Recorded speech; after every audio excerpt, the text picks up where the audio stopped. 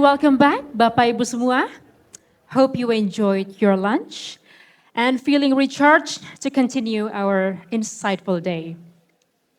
Bapak Ibu, masih ada 3 topik seputar green energy investments yang akan kita bahas dalam sesi diskusi tematik pada hari ini.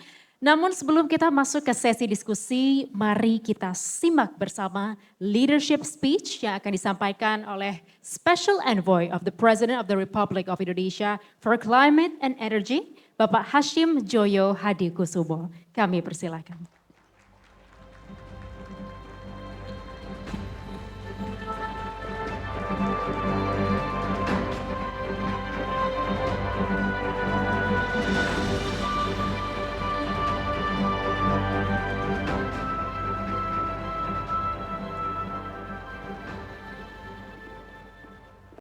Selamat siang, good afternoon, ladies and gentlemen. Assalamualaikum warahmatullahi wabarakatuh. Shalom, salve, namo buddhaya, salam kebajikan, rahayu, rahayu, rahayu. Excellencies, ladies and gentlemen, Ambassador of Singapore, Ambassador of Belarus, President of PLN, ladies and gentlemen, I am honored to be a speaker at today's session. I think I should speak in English, ya? Maaf, bapak-bapak, ibu-ibu, kalau saya bicara bahasa Inggris, nggak ada masalah ya? Karena saya kan all educated people, everybody. So saya kira bahasa Inggris saja ya. I've been asked to talk about the green energy, I suppose, transition. This is an investment dialogue, so I would suppose that most of you want to know what the opportunities are for investment. And I'm glad to say that I've learned a lot about this from the president of PLN, Pak Darmo, who is my teacher and my mentor in this business. So I don't know has Pak Darmo, have you talked already about the green transition? Okay, so I won't be a broken record, yeah? Nanti you say something, I say something, hopefully we say the same thing. So actually part of my talk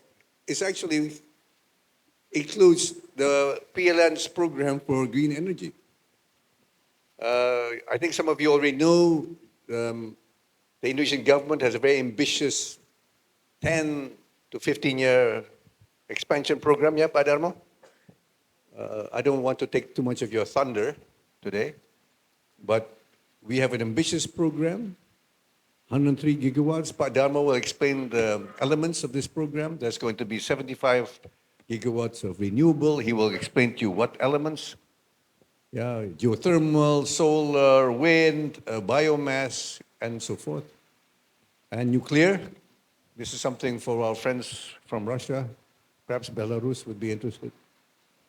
But one of the things that has happened in the last talk I gave is the fact that we now have what is called a sovereign wealth fund called Danantara. And this was launched last Monday. I met His Excellency, Your Excellency, I met you there at the Presidential Palace at the launch of Danantara. And Danantara is going to be, I think, a game changer. It was the brain child, let's say the dream of Prabowo's grandfather, my father, Aryo's grandfather. He's my son, by the way.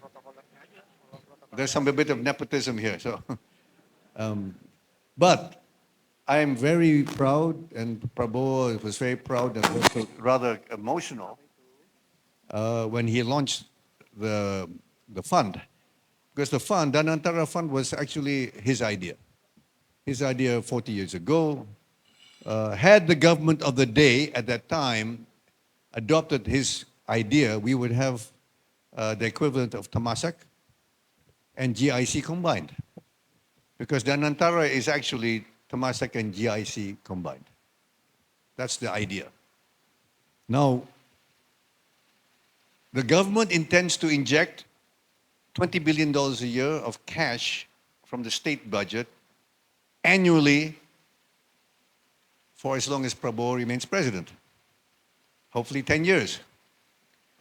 Which means every year the government will have equity of $20 billion with which to fund projects. Now, the idea is not to do it alone. The idea is to invite investors from Singapore, from all interested parts of the world to co-invest with Danantara. Hopefully people like Mr. Ray Dalio and Bridgewater will come in as well.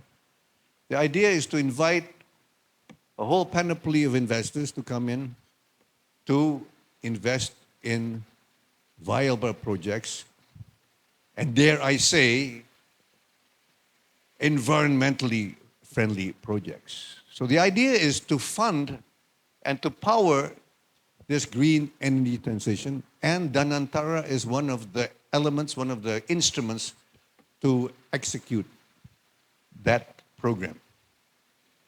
So $20 billion, in theory, if we co-invest with investors from elsewhere, dare I say Singapore and others, if we were to do it on a 50-50 basis, Danantara 50%, co-investors 50%. And they need not be the same investor for every project. So in theory, again, and I'm sure the bankers here and the financial experts here will understand, if we were to be able to mobilize co-investors with the aggregate amount of $40 billion a year, then what is the leverage? And the leverage, I've been told, can be 3, 4 to 8 times. Depending on the project, depending on the off-taker. I'm happy to say that one of the off-takers is here today. Mr. Dharma Prasojo and PLN stands ready to be the off-taker for the different projects. So 75%, more or less 75 gigawatts, ya Pak? Nuclear 4.3 gigawatts, perhaps different investors. Our Russian friends, Rosatom, have offered a very good proposal, but I'm sure Pak Dharma can explain that. So we already have the means to be able to have annually projects worth about, I would say, conservatively, if we have a 3-to-1 leverage, we could fund projects of the value of about $160 billion every year. Every year. I've just already demonstrated to you where the funding is coming from. $20 billion a year, I would say, is a conservative number, because that sum of money derives from the savings that the administration has found to be feasible. $20 billion is actually a minimum number. It's actually much more than that. This is all from the wasteful programs and projects that the government has found in the last few months, without affecting the major government projects. For instance, there is going to be no cuts in scholarships given out by the government. No single cut will be made. The government has been the target of disinformation, misinformation, fake news for the last few weeks. Many of the students who demonstrated on the streets demonstrated on the false information that their scholarships were going to be cut, if not eliminated. They were victims as much as we were. So from these savings, $20 billion a year, it is extremely likely that over the period of 5 years of this administration, we will be able, the Indonesian government will be able to, through Danantara, have $100 billion cash to invest with investors from abroad.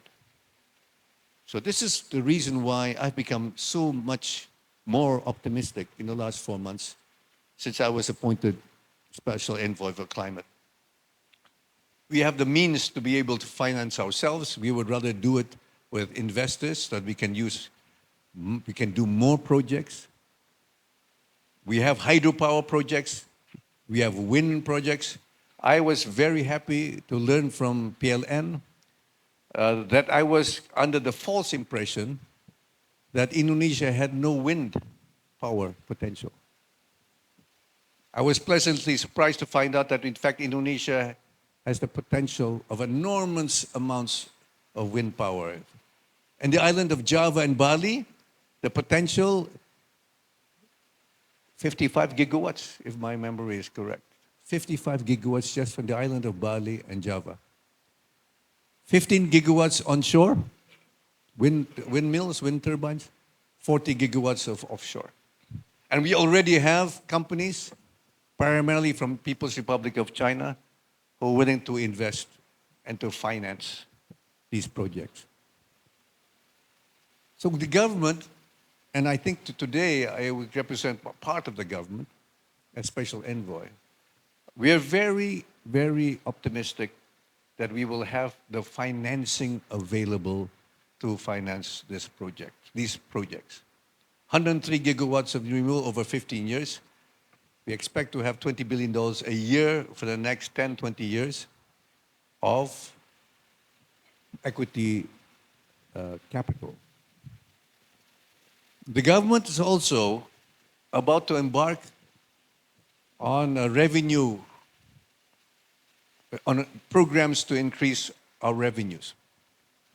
The Indonesian government at the moment is projecting a rather low number as for the revenue to GDP ratio, including the tax, but on top of that, revenues from royalties, from the various extractive industries like coal and copper, gold, nickel, but also from import duties.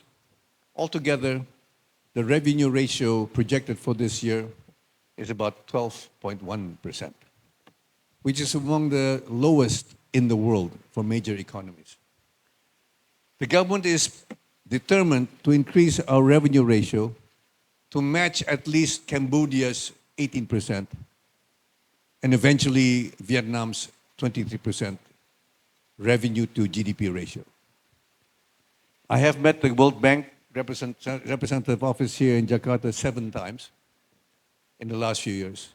And the World Bank concurs with our thesis that with proper management and proper tools and the proper government apparatus, we will be able to, and we should be able to, reach revenue ratio of 18%.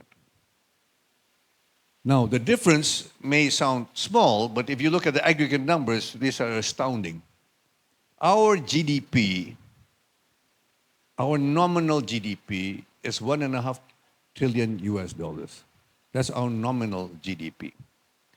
So if you extrapolate the 6% difference between Cambodia and Indonesia translates to a potential $90 billion of revenue every year. And when I say that, I would like to explain that this is not the same as the tax tariff. I was criticized by some ladies who read my statements some weeks ago, and they criticized me for saying, "Pa, you want to increase the tax ratio, the tax tariff from 11% to 18%, Pa. 11%. We can hardly live with 11%. You want to increase it to 18%. She thought I was talking about the sales tax. We're not going to change the tax ratio, the tax tariffs. We are going to keep, and we're going to try to reduce corporate income taxes, which today is set at 22%. Yeah, Pa Darmo? Our personal income tax for people in my tax bracket, which is rather high, is still 35%. And the sales tax will remain for people at 11%. Now, for those who can afford to buy a private jet, then the sales tax is 12%. Those who can buy a Ferrari or Lamborghini, and I see many of people in this room can buy a Lamborghini or Ferrari, you will be forced to pay 12%. But for the rest of the population who can only afford to buy bicycles, the sales tax will be 11%. So you can see the confusion. The confusion is people equate the tax rate with the tax and revenue ratio, what the government can take. Now, the other piece of information that I would like to say is that, in fact, the Indonesian economy is much larger than the nominal economy. Why? Because according to the World Bank and others, there is what is called, it used to be called the black economy, the black market. But now it's now the age of PC, political correctness. So we're not allowed to say black economy anymore, for fear of being labeled racist. It's now called the gray economy or the shadow economy. And this shadow economy, according to the World Bank, is about 25% of our nominal GDP. So in fact, our GDP is much more than $1.5 trillion. It's closer to $1.9 trillion a year. However, this 25% is not recorded. Why? Yeah, that's the big reason. The big question mark of why it's not being recorded. It's the government's intention to be able to bring this 25% into the net, into the tax net, through various measures, using artificial intelligence, using IT, using sophisticated electronic systems, to be able to get the net wider and wider, and therefore have the gray economy become officially recorded into the real economy. So we will then be able to have a much more enormous volume of aggregate volume of revenues into the state. So this will have another positive impact in the finance of green energy and green energy investments, because the Indonesian side, the Indonesian government, through Danantara, will be able to co-invest with potential investors from abroad. And there are many. There are many. In my various trips to Beijing, and then the last trip was to New Delhi. I also participated in discussions in London. I was also in Rio.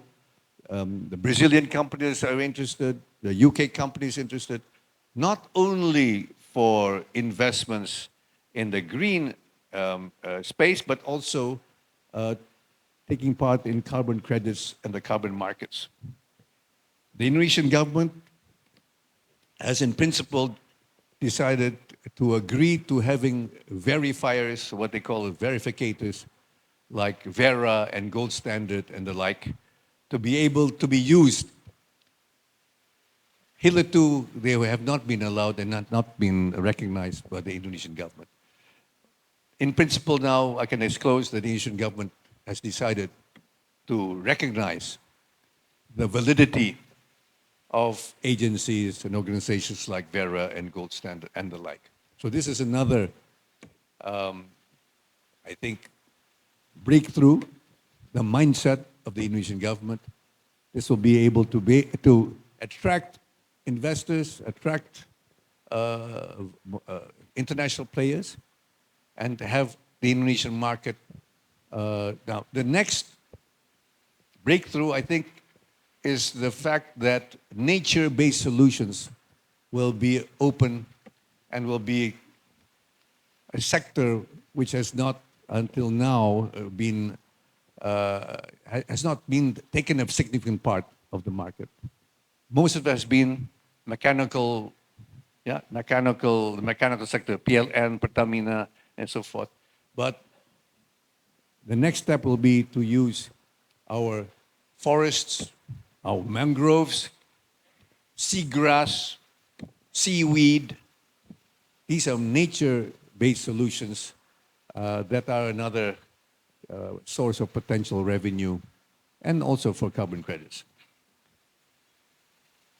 I feel very excited about the future. I'm very optimistic. Actually, outside this scope, I can say that the Indonesian government is actually going to embark on a very ambitious housing program. We are going to use Singapore. We're going to copycat Singapore, Excellency. The HDB model, we've known about it for a long time. To be funded, again, partly by Danantara. Danantara, I understand, will be using its liquidity to be able to fuel, to be able to finance, give liquidity to the state banks, which will be used also. Basically, the Singapore model, CPF, EPF. But we are designing these affordable homes to be able to match the requirements of the time. We want to make it as environmentally and ecologically friendly as possible, using solar panels, perhaps using windmills, maybe wind turbines on top of the apartments and all these things, thin film, solar. These are the things that we're looking at. Obviously, we want to do it as much as possible, congruent with the needs of affordable housing. We have to keep costs low to be able to service the market. The market is there, the demand is there. We're talking about 37 million families in the cities and the countryside which need decent housing. They need piped clean water, they need electricity, they need tiled floors as opposed to earthen floors. We need to help all these things, not only to provide a comfortable living, but also to combat stunting, because stunting is not only because of malnutrition, it's also because of a negative living environment. So I think I've said what I really wanted to say, the salient points, but I'm open to question and answer, if that's allowed. I really believe in question and answer. If you have questions, I'm willing to take most questions, if that's allowed. I don't know. It's the MC, pembawa acara. Nggak ada pembawa acara.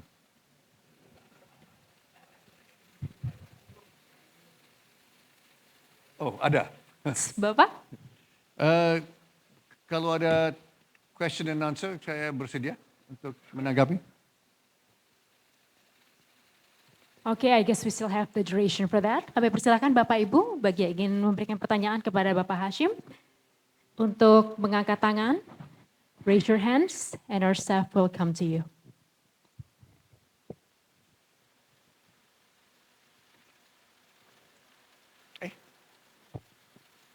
Baik, di belakang Ibu berbaju biru, kami persilahkan.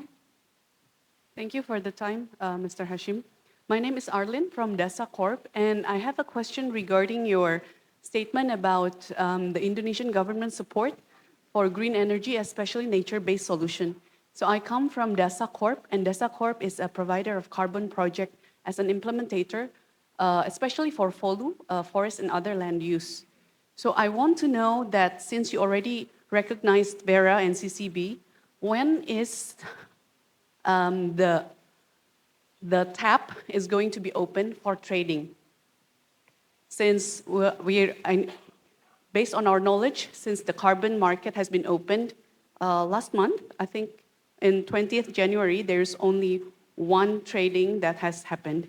So I want to know what is the government stance and the support for this. Thank you. Yeah, thank you for that question. I think it's a very good question. The lady was referring to the opening and launching of the carbon credit exchange, ma'am. Yeah, you're referring to that here in the exchange in Jakarta. And the problem, I think there's only 50,000 tons that's been traded, right? A minuscule amount, rather embarrassing actually, because those credits are derived from industrial users, right? And I've been told by experts that the real interest is in carbon credits from nature-based solutions, right? So that I can say, actually, I chaired a meeting with the Ministry of Environment and Ministry of Forestry a few weeks ago. They actually recommended the opening. They actually recommended the recognition of VERA gold standard and such like. I forgot the name of the 3 or 4 others. Astria, Altria, or something like that. So when is it going to happen? Well, we have to make some changes in the regulations. There's some legal work we have to do. I think a presidential directive, which was issued, we call it Perpres, was issued by President Joko Widodo, has to be amended, I understand.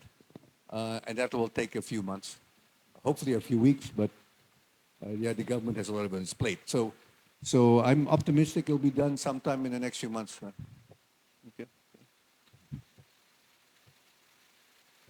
Oh, there's a lady in pink or red? Orange. I can't. Yes. Selamat siang Om, Elvi Nasution, Oh, the canal. I know her father. ING Bank. So you mentioned about the opportunity to invest in the renewable energy and to co-invest with Danantara. So is it going to be like in the form of platform or co-investment with the subholding with PLN and everything else? And my second question is, I know in the draft RUPTL, there will be like a big investment, it should be the requirement of big investment for the smart grid in order to accommodate the renewable energy. So would that be a PPP? I guess I have to answer Pak Darmo, ask Pak Darmo, not later. Thank you. Okay, on the second part of your question, refer to our friend Pak Darmo. Yeah, so ask that question again. Pak Darmo, yeah? To the best of your ability, if you can answer that question. Yeah. Okay, for the first part, actually it also involves PLN. I think PLN, I think Pak Darmo, you're planning to have an investment day. Yeah, investment day in Bali. So for those interested to listen to the menu, the whole menu of a list or menu of options covering the whole green, not only green, but also other power projects. It's going to be a list. And I think Pak Darmo is going to present to you and basically offer to you, to the investors. And here with the presence of Danantara, Danantara can co-invest. Yeah, so to lessen the risk and to make sure that the Indonesian government has skin in the game, right? So the interests are aligned. Yeah. When payments are made, payments will have to be made to both parties, right? To the investors, to the equity holders. Danantara will be able to co-invest. And for many multi-year projects, and most projects are multi-year, perhaps with the exception of solar, right? Solar, very quick on installation. Most other projects take many years. And you will have $20 billion every year with Danantara adding every year. So as I said, over 5 years, we expect Danantara to have a minimum of $100 billion available as equity. So there's a lot of possibilities, you know. So here again, I think the game changer is Danantara. And I think with Danantara there, Pak Darmo is more amenable, right, to invite the investors. So yeah, Ibu Effie. But Effie, I know you for 40 years, right? You were a little girl.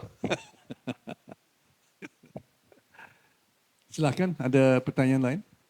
Yes, ada pakai baju biru.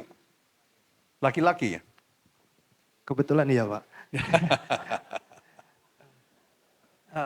Makasih banyak, Pak Hashim. My name is Andri Prasetyo, Andri from Tara Climate Foundation. So I would like to ask, funding for early coal retirement has stalled in recent years. And I was wondering, besides co-financing of renewable energy, will Danantara also direct support towards taking over private coal power plant and then make it as a project for early coal retirement? Is this an interesting area for Danantara to keep on its radar? So yeah, I think that's my questions. Okay, the answer is that I don't know, because the Danantara management has just been recently installed. On the early retirement, I know a little bit. I think the first project is in Cirebon, and that was meant for JET-P. So I think some of you, or all of you, know what JET-P is, right? The Just Energy Transition. The big change is that the United States has withdrawn, I think officially, from the Treaty of Paris, climate treaty, and therefore are also, I think they've given notice they're withdrawing from JET-P. Now, I met the German government delegation a week ago, and the German delegation told me that the German government has decided to replace the US government as the lead member of the JET-P consortium. So they're still, and I just want to say that I stand corrected. I made a statement a few weeks ago saying, to the best of my knowledge, the US government had not disbursed a single penny as part of JET-P. In fact, I stand corrected, they have. They have, I'm told, disbursed $112 million in the last few weeks. So I stand corrected. But still, and the point is, we're talking about the promise of $20 billion, and yet the funds disbursed has been much less. But we remain optimistic. But if it's early retirement, then I defer to Pak Darmo to answer that question later on, Pak Darmo. Yeah? This is the Cirebon plant. I think we're talking about closing down in 2034. We're talking about 9 years from now, you know. So it's not as if it's tomorrow. It's going to be 9 years from now. So a lot of work has to be done. And Pak Darmo, you please answer that question later on. Do I still have time for more questions? Yeah, regarding that, Pak Hashim, I'm afraid we have to close the Q&A session right here, ladies and gentlemen, to our packed schedule of the day. So thank you very much, Pak Hashim, for your insightful speech. Please stay on stage, Pak, to receive a token of appreciation from us. Dan untuk menyerahkannya, kami mengundang kembali Vice Coordinating Chairman of Investment, Downstreaming and Environment of Kadin, Bapak Bobby Gafur Umar.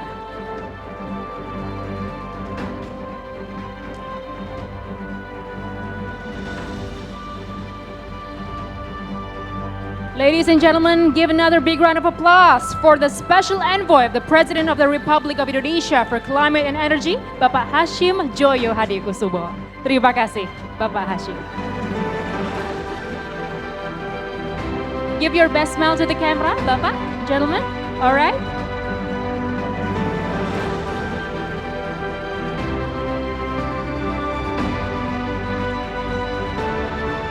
Baik, terima kasih banyak Bapak Hashim untuk kesediaan waktunya dalam acara kita pada hari ini.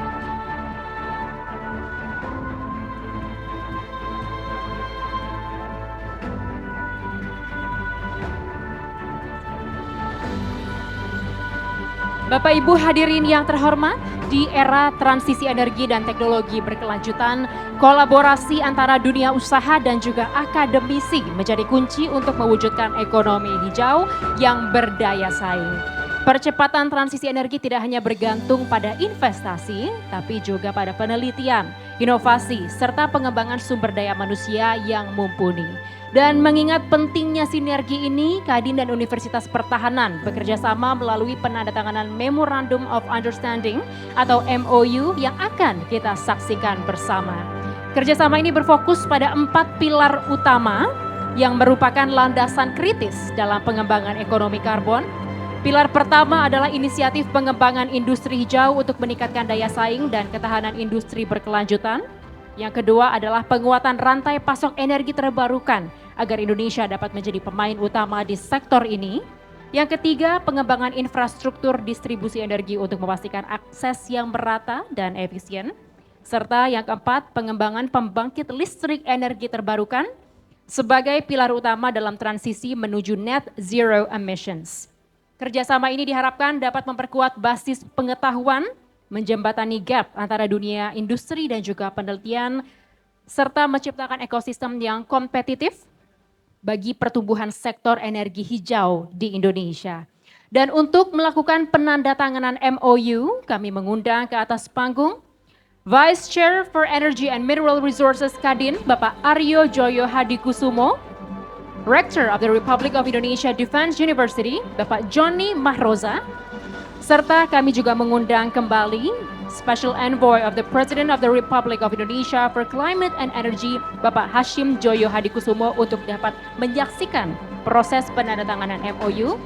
Selanjutnya dari pihak Kadin kami turut mengundang untuk menyaksikan Bapak Bobby Goffer Umar dan Bapak Antoni Utomo. Dan juga dari pihak Universitas Pertahanan kami turut mengundang untuk menyaksikan Laksda TNI Dr. Insinyur Agus Adrianto STMM dan Maijen TNI Dr. Helda Risman MH. Kami undang ke atas panggung. Please take your places in front of the documents, gentlemen.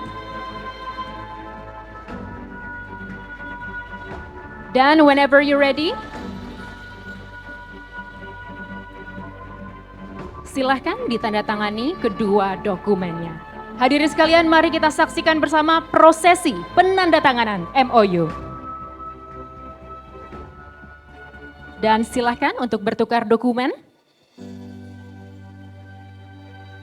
Dan kembali ditandatangani. Let's give a big round of applause, ladies and gentlemen, for this MOU signing. Kita abadikan momen ini bersama-sama dengan menunjukkan dokumen ke arah kamera. Give your best smile to the camera, gentlemen.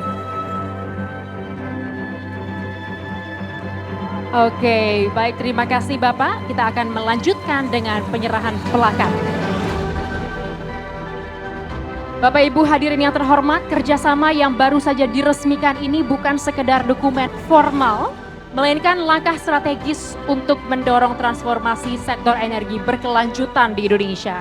Dan melalui sinergi antara Kadin dan Universitas Pertahanan, kita berharap dapat melahirkan inovasi, meningkatkan kapasitas sumber daya manusia, serta memperkuat ekosistem industri yang lebih berkelanjutan. Selanjutnya kita akan saksikan penyerahan plakat dari Kadin ke Unhan.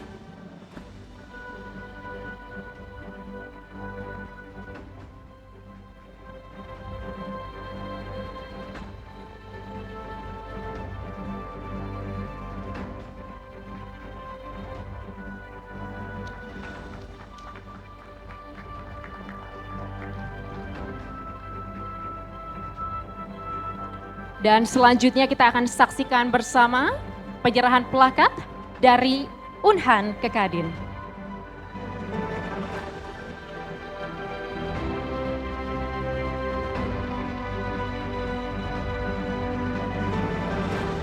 Sekali lagi hadirin sekalian, kerjasama ini dibangun di atas 4 pilar utama.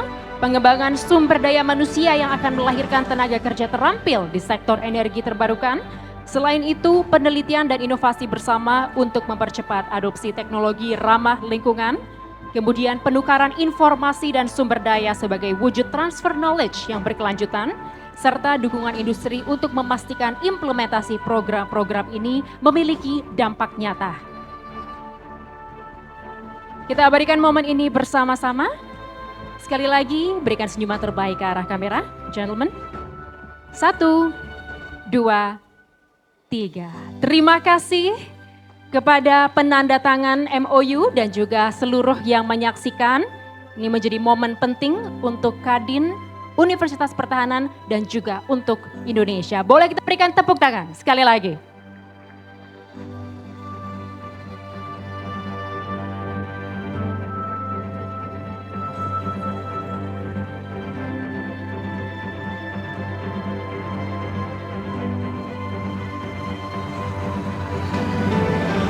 Thank you very much, gentlemen. You may be seated.